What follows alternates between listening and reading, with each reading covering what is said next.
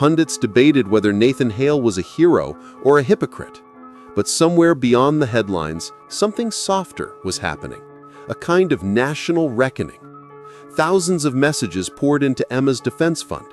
Nurses, teachers, single mothers, people who saw in her story a reflection of their own. Within weeks, the charges were dropped. Cole was indicted, and Nathan resigned.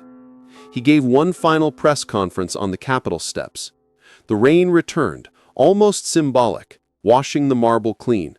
I spent my life believing leadership was about control, but leadership without compassion is just theater. I forgot that the people we serve are not numbers, they're souls. He paused, glancing at Lila and Emma watching from the crowd. Maybe that's why the smallest voice, a child's, can sometimes be the loudest truth. He stepped down from the podium, walked into the rain, and didn't look back.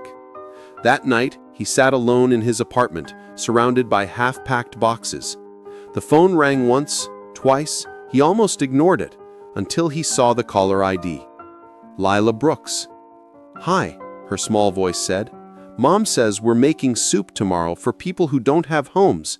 She said you can come if you like." He smiled, truly smiled, for the first time in years. "I'd like that very much." When the line went quiet, Nathan looked out the window at the storm-soaked city, the same city that had once made him forget what mattered.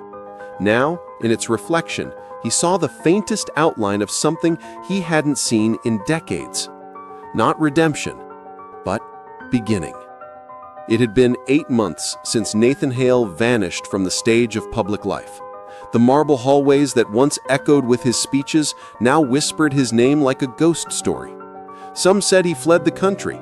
Others said he was living off the grid. The truth was simpler. He had moved to a small coastal town in Maine, a quiet place with fog that rolled in like forgiveness. The kind of place where no one cared who you used to be. He rented a modest cottage near the sea. Mornings began with black coffee and the smell of salt, and ended with long walks on the cliffs where the seagulls cried like distant regrets.